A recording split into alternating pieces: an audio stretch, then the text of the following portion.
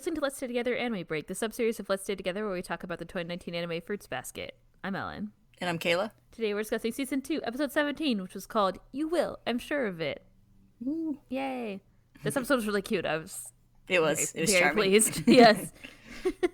We're going to do our summary, then spoiler-free discussion, then spoiler-y discussion like we always do, which will be fun, I'm sure. This episode covered 76, Chapter 76 and Chapter 77 of the manga, which we covered in our episode, number 40, which was called Faintly Glowing. Mm-hmm. They're like from the same scene. The titles are from the same same like thing this time, so I'm going to call that I'm going to call it a tie. Yes. I almost called it a win-win, and I was like, that's not what I meant. The episode opens in Kyoto, in what I assume is Arashiyama bamboo forest. It's so beautiful that it makes Hana want to recite a haiku, and with a deep breath she says, 59 was the date when Alaska and Hawaii became a state, became new states. Kyo was like, that's not a haiku, it was like, wrong century. Tohru was like, how about in 1492, Columbus sailed the ocean blue? And Hana's like, oh my, that is better. Yuki sweat drops, and simultaneously Uo and Kyo are like, those aren't haikus. I'm not okay with this localization. Yeah, I think it works as a pure localization. The problem is the rest of the series isn't pure localization. Nothing about it. Yeah. Nothing else. They didn't call the dango donuts. Like, come on. Because if they were translating this into a American series, that would be a really good interpretation of that joke. But I mean, I guess it gets the point across, but I guess, but it's also like it doesn't really make sense. Like, I don't know. It's in a way, it's also it's almost funny though to think of them just like reciting random like American what do you call it, mnemonics. But like also so Uo says like wrong century. She should have just said like wrong country. Like I don't know, because that would have been funny. That would have made it a better joke. I guess it's like. Well, it's just it's weird. It's like out of context too because they're in Kyoto, and they're clearly like in a bamboo forest. So, and you can't localize anything else. Like, so it's just I don't know. It's kind of weird. Yeah. Because I do think it's a like the perfect equivalent. It is of the joke, but I don't remember which examples we gave when we talked about it. Oh yeah, that's why I was like, I was listening to that episode, but why? It's because I wanted to find out which ones what we used. Yeah, I forget, but yeah. They are good. I think we did. One of us said the 1492 one, but anyway, yeah. I think so. But it's like, it's like such a weird joke. Anyway, like I don't know. But yeah, and then you're right. They didn't really localize any other thing. I feel like they should have just like put it and then put an extra note. Like I don't, like when you watch fan dubs. Not that I've ever done that, but they often put extra subtitles to like explain. Things, but I feel like in professionally published media they almost never do that, except for later in this episode when they translate the cat. But because I feel like the idea for like translations is that they should stand on their own, but there's kind of like different approaches to translating things, I guess. Yeah, so. That's like I think this choice. Yeah, this choice was like a valid approach, but it doesn't match the rest of the approach. Right. Yeah. But also it'd be it's so like the difficult. it's the Ace Attorney version of translating, which is but good. All of Ace Attorney is all localized. Yeah, but all of Ace Attorney takes that approach, whereas Fruits Basket has mostly been a what do you call it? You want to say localized. Loyal, but that's not the right accurate. I don't know. It's like it's translated but not localized very much, as opposed to Ace Attorney's completely localized and translated because it has. Yeah, all the jokes are like completely different. It's kind of like Pokemon too. Didn't they also do that? Like in the early days of Pokemon? Yeah. But yeah, I don't know. I mean, I'm not saying it's wrong because the joke doesn't really land without understanding that they're mnemonics. But anyway, whatever. It's fine. It's okay. Yeah. Translating is a challenging endeavor. So it's very interesting. It's something that I really enjoyed about this podcast that we've been doing. So. But yeah, I was like, no, not this one. Not this way, no. Yeah, it's like, it's not the choice I would have made, but I don't get paid to make those choices. So. No, it's fine. We don't even get paid to talk about them. So. Yeah. Hey, we got a couple Ko-fi payments, I guess. $50 or something. Yeah, thanks for everyone who gave us something on Ko-fi. Very kind. No! Speaking of Pokemon. Shut up, Duolingo. It's not even time.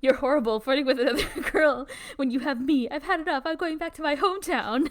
Very nice. Do you like my cat performance? When I heard that start, I laughed out loud so hard. I was like, I can't believe they did it. Like, that's really good. Toru's like, what do we do? And Kyo says to leave it. The cat came and left on its own. I can't be nice to everyone, he says. He stands and leaves, passing her. Will he let go of me the same way someday? Toru wonders. She turns and grabs at his sleeve at his elbow. He turns and takes her hand. What's wrong? He asks with a soft smile. You just started walking away, so I wasn't sure where you were going. She freaks out in her Toru way while he holds her hand. He points out some food nearby and asks if she wants some. Toru says they're not allowed, but look at Hana, he says, while we see her chowing down on some herring soba.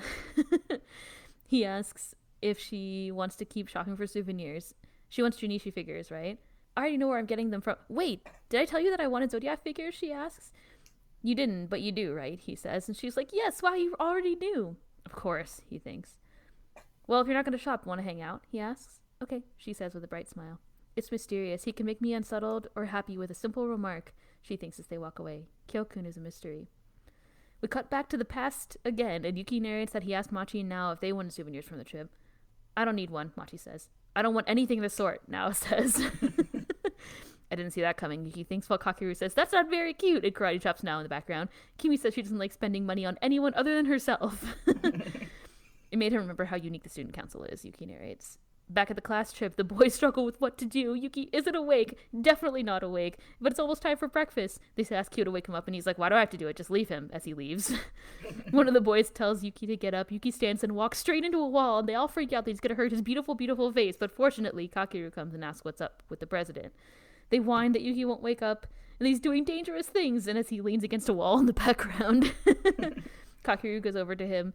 You leave me no choice. You were raised as a pampered little girl. Yuki suddenly wakes up and grabs Kakeru by the ear. I'm a pampered boy! Boy! He shouts, while the other kids look relieved. The kids all cheer. A teacher sasses them to come eat. Later, the kids feed deer in Nara. Uo takes a picture of them and asks what the vice president did after waking Yuki up.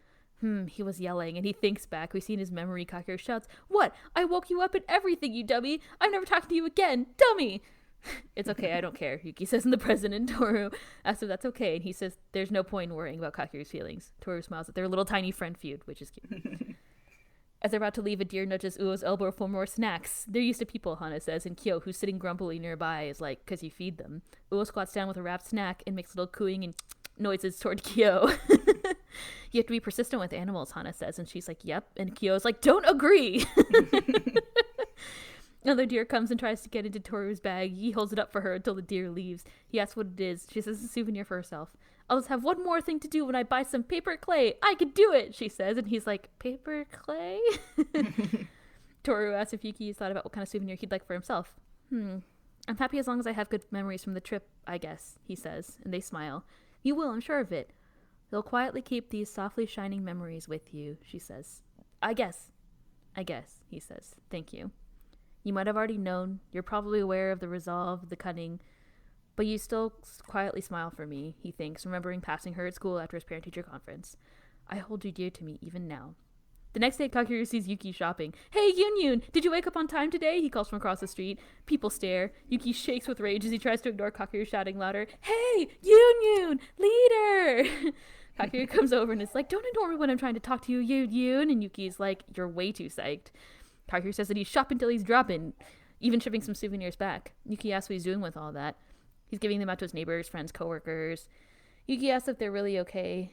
Yuki asks if it's really okay that he didn't get anything from Machi and Nao. Kakeru says it's fine. You shouldn't buy everything that your kids want anyway. That's my teaching style. No spoiling. And Yuki's like, teaching style? Kakeru asks if he wants to hang out since everyone's split up, and Yuki says sure. They sit by the river. Kakeru asks about Tohru since they're in the same group. Yuki asks why he cares about Tohru. He asks about her a lot. Are you curious about my relationship with her? He asks. What if I liked her? Kakeru says with a wink, and Yuki says it's fine. It's his choice, and it's her choice about how she responds. I have no right to interfere, but if I see you getting close to her for fun or a joke or for selfish reasons, I'll react as I see fit. I could never forgive you. Thinking of Kyo, he says, that I could never forgive. If I turn out to be that kind of guy, what do you do? Kakeru teases. Then we won't be friends, Yuki says, arms crossed, turning away. Not friends? Kakeru says. What am I saying? Yuki suddenly freaks out internally. I'm not a little kid. Why did I say that? Where'd that come from? He's gonna laugh at me. Yuki struggles to come up with something else, but Kakeru's like, come on, Yuki. Don't say we won't be friends, stuffy moron. We haven't even had the chance to have a fervent discussion about the pros and cons of dirty vids yet. What? It worked? Yuki thinks.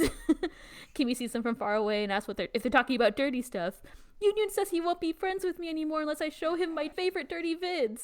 I didn't say that. I definitely didn't say that, Yuki yells back. Kimi joins him, but the argument is over. Kakeru's kidding, and Yuki's like, it's fine. And Kakeru's like, fine. I don't really get it, but I don't mind revealing all to you, Union. Kimi chimes in, and Yuki's like, can we please change the subject? What about me? Kakeru asks, and Kimi's like, shut it. Aren't you completely devoted to your girlfriend? And Yuki's like, huh? You have a girlfriend?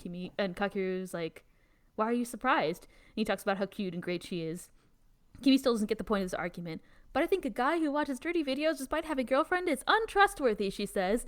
I think a girl who constantly flirts with a guy who has a girlfriend is untrustworthy, Kakeru says. And Yuki is like, come on, you two. Kimi and Kakeru continue to tease each other. Yuki thinks as red leaves fall. Kakeru smiles.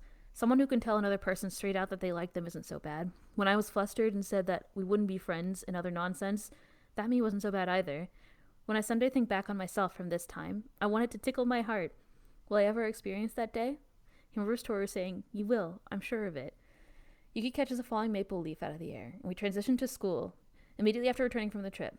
Yuki gives the maple leaf to Machi as a souvenir, and he asks Nao if he wants one, and Nao is super grouchy about it, as expected. Machi stares at the leaf, holds it up over her head, and looks at it. Shining softly, Yuki narrates. At home, Tohru's still in her uniform after returning from their trip, her bags scattered on the floor as if she dropped them quickly. She focuses on something. Oh, they turned out a little odd, she says, but they're complete. Kyo knocks on the door. Shigure wants to know if they want to eat out tonight. He asks what she's up to, since she hasn't changed yet. Oh, I got really absorbed, she says. Kyo looks over and sees the zodiac ornaments she's been working on, complete with her own special edition of a cat figure. She wanted to finish them. They're not very well made, she says, and I haven't added color yet. Kyo blushes. Idiot, he says, and she smiles. Yuki's narration finishes, add color and they'll shine. And then we cut to the credits. Aww. Yay!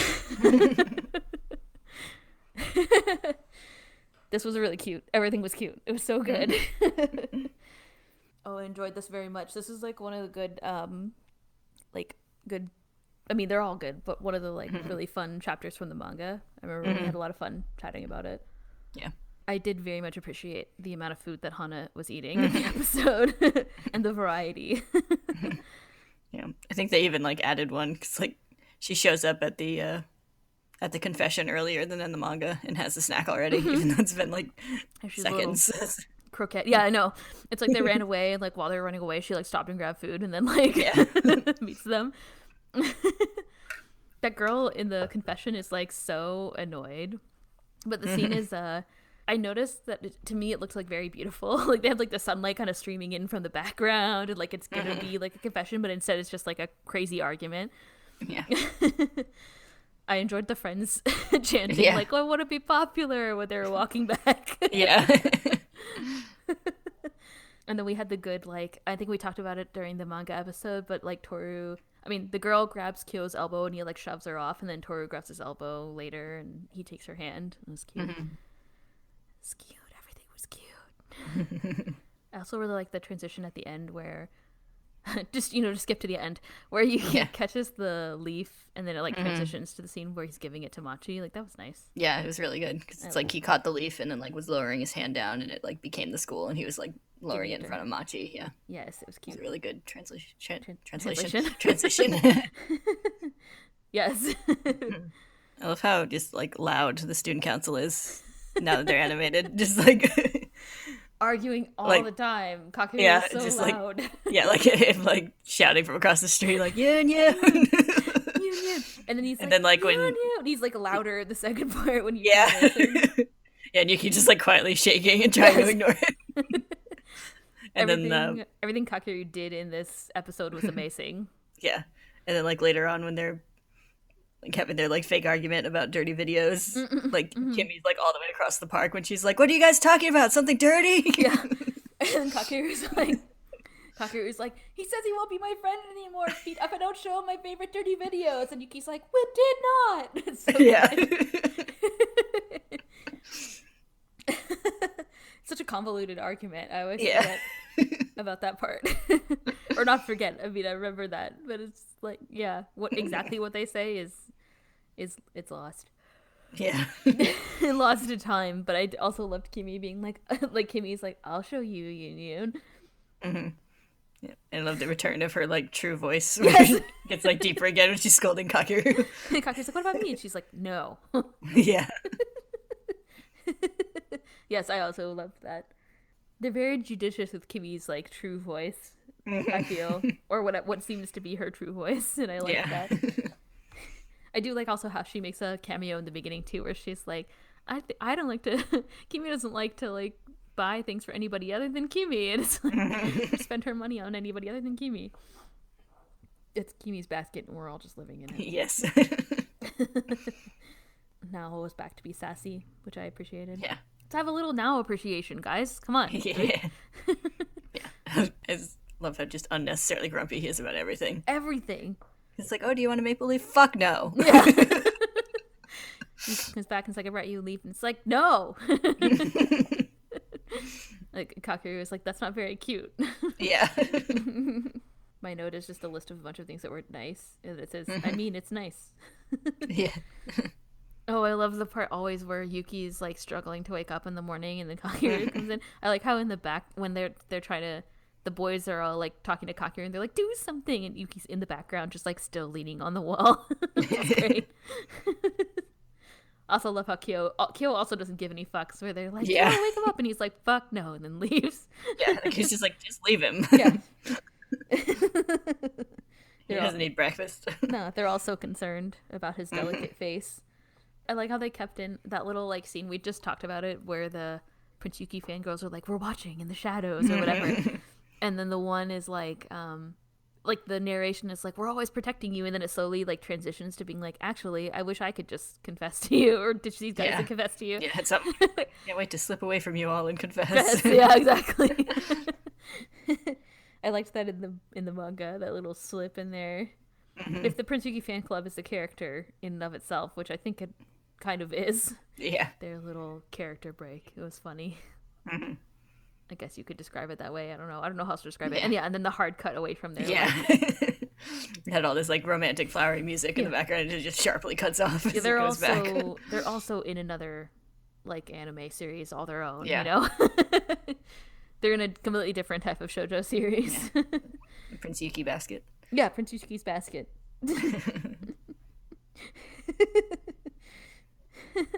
For some reason, that like type of music and stuff reminds me of Ouran. I don't know why. They're actually in Ouran High School Host Club, I think. Yeah, because they're also like a club. Yeah, well, they're in the anime that the host club members think they're in. Yeah, which isn't necessarily protecting the romance of the school. Yeah, you're right. Yes, they're in the anime the host club thinks they're in. That's true. But on a much lower budget, I guess. Like there's no like beach trips, and for the Prince Yuki Club at least. I like it. It's good. I'll keep it. There's so many good like teasing. So in Furuba, we talked about it a lot in the when we were talking about the manga, because there's so much like serious and dark stuff that happens. But it's nice when you have the like just like kids being kids episodes like this one, where they're like teasing Kyo, like the scene where they're feeding the deer, and then they're like, oh yeah, you gotta be patient with animals, and Kyo's like, no. So good. Yeah, all the scenes with just like the group of 5 like hanging out together, like they all like genuinely seem to be friends, rather than just like early on they were kind of like figuring each other out, like Tohru's group and Yuki and Kyo, but yeah, they've come a long way since Daihin Min or whatever. So. Yes. Yeah, like the scene where like Yuki scolds Kyo and Hana's just like, that was the correct answer. Here's some dango. And she's just like, thank you. I also like, and Uo is like, how come nobody's like flocking to the prince for confessions? And he's like, oh, I'm not that popular. Like, it's the same thing where they're just like, he would have been super awkward about it before. Yeah. And like, Uo probably wouldn't have said that before, I guess. Even Kyo is like, I don't want to be here, but he's like constantly around them being grumpy. Yeah. Yeah. And then like the general, like the classmates that get along with them.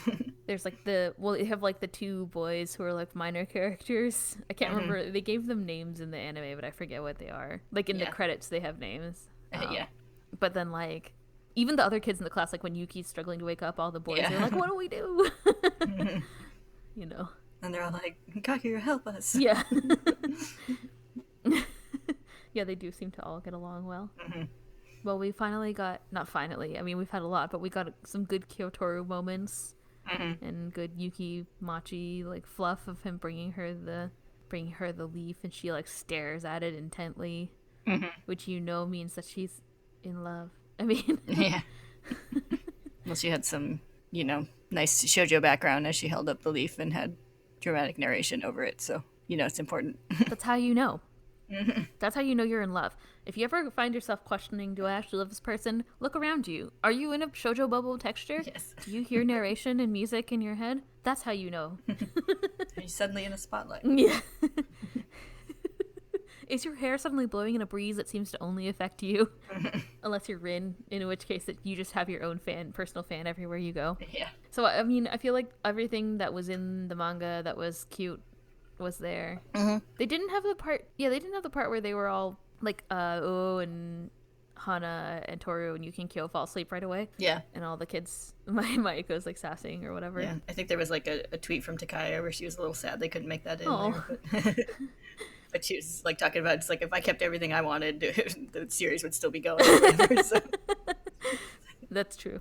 Like, we have time limits. So what we're referring to is, like, if you haven't read the manga, there's this little scene that's like, I guess it would be, so basically this had 2 chapters, and I think it's like at the end of the first half. So like you'll notice the first half of the episode is kind of like Kyoto focused, and the second half is like Yuki, you know, student council-y focused. So I think those were where the 2 chapters split. But like at the end of the first chapter, there's this scene where it's like nighttime, and some unnamed teacher comes and wakes up Mayuko, and it's like, some kid snuck into the other gender's room or whatever.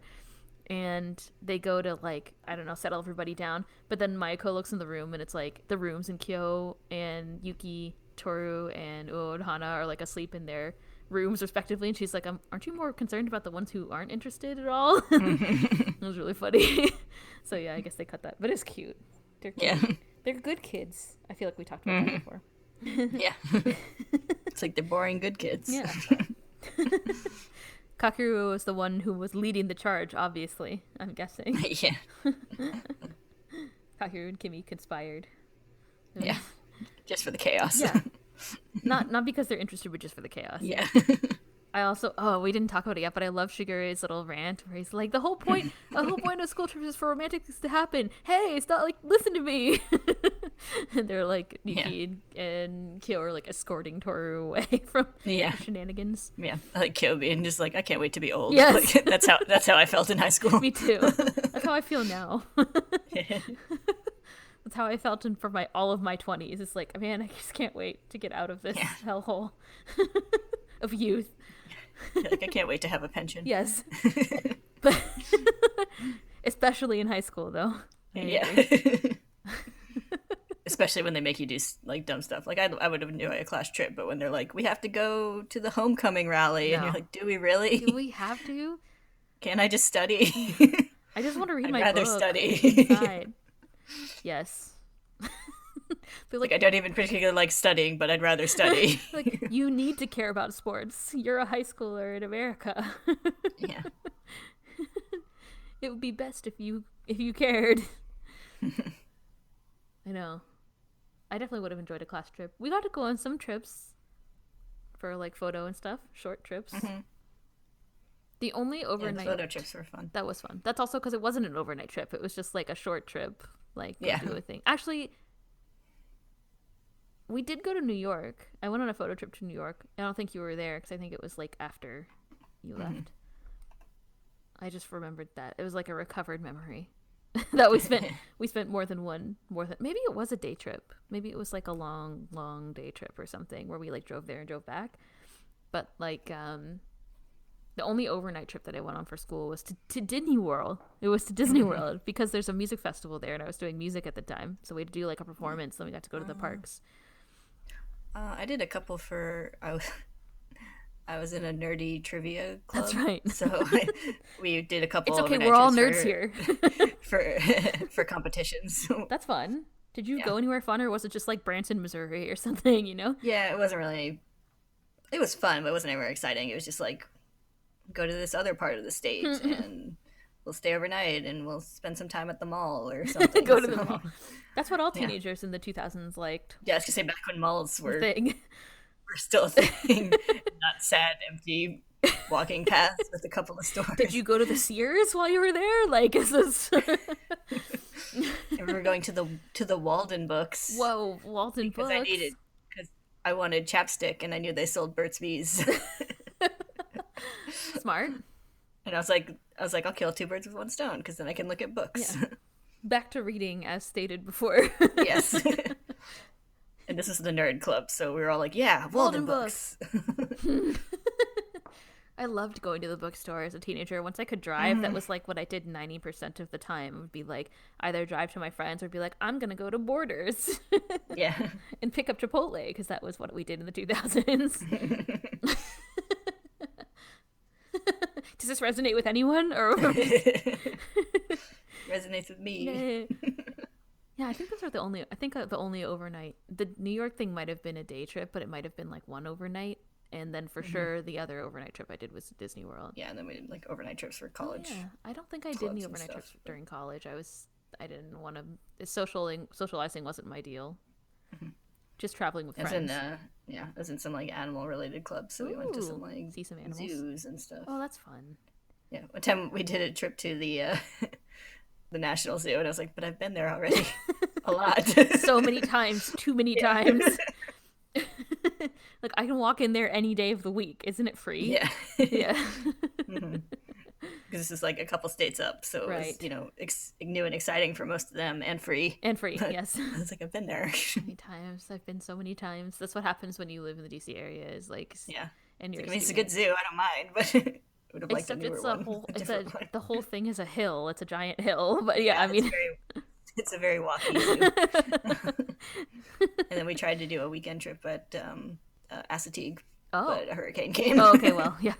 So it was only one night, and then we left early in the morning to avoid we gotta the hurricane. Get the fuck out of here. Yeah, you don't want to be on an island. Did you see any horses? Did you see the horses? Oh, okay, that's good. That's the most important saw the thing. Ponies. That's good. One of my coworkers was supposed to go to... She was supposed to go to Cuba, and then it turned out her husband couldn't go to Cuba because Canadians can, but like he's part American or something. I don't know. It was a whole thing, and I was like, why don't you just go to the beach in America? Part American. Yeah, part American. You can be part, okay? No. I don't remember. I don't remember what the exact situation was, but they decided they couldn't go to Cuba. And it's like, why don't you just go to the beach in America? And she was like, what? And I was like, like the whole side of America. Yeah. It was like, okay, you can like, here's the things that you can do. You can like go to like, basically I convinced her to go to Ocean City. And I was like, or you could go to like Virginia Beach, or you can go to like Assateague Island and see the wild horses, or you could do this and that. And that's what they did. Kitty Hawk, yeah. They drove through New York and then went down to Ocean City and then went to Assateague Island and like drove back. And I was like, yeah, this is like what you're missing out on in America. Yeah, exactly. And horses, wild horses. Yes. And also just like nature and shit, because they went through like the Finger Lakes, which is all pretty and shit, I guess. I've never been there, like in upstate New York. So anyway. Yeah. America. There's a lot of when it's not full of COVID, it's great. Yeah. Well, the nature's still good. The nature is still good. That's true. Yeah. There's a lot of pretty environments in America. That's true. You can get everything. I think people don't pay attention to. No, because they're like, I want to go to the like Jersey Shore. Yeah. No, there's a lot of cool stuff you can see. Just fun in its own way, I guess. Just different. Anyway, do you have other things that you want to say about Aruba? Or have we changed everyone's vacation plans? Yeah. So yeah, we officially condone Ocean City, Chincoteague, Outer Banks. Yeah, all those places are good. I don't know if I would go to Ocean City right now because it's probably also full of COVID, but yeah, I bet Assateague's probably fine. You probably go there. Probably. Go hang out with the horses. Or like Kitty Hawk, all those beaches that are less crowded, I guess. I don't know. Yeah. Look, I don't know. I just be smart. Yes, I was gonna say I endorse nothing. Wear a mask. Yeah. It's like we endorse nothing currently, but for your future vacation plans. Yeah, consider the beach. Consider the East Coast. Anyway. Consider the coconut. Yeah, it's the trunks and the leaves. I'm glad we got one Disney reference in here. All right. I don't have any other things to say. It was a cute episode. It was great. Do you want to talk about spoilers? Sure. Okay. Thank you all for listening. Next time we're going to talk about... next time the episode is called Wanna Kiss? Ooh. Next time we're going to talk about that. You're like, what are you guys talking about? Is it dirty? Like, shut up, Kiwi. All right. Thank you all for listening. We'll see you next time. Bye-bye. Bye.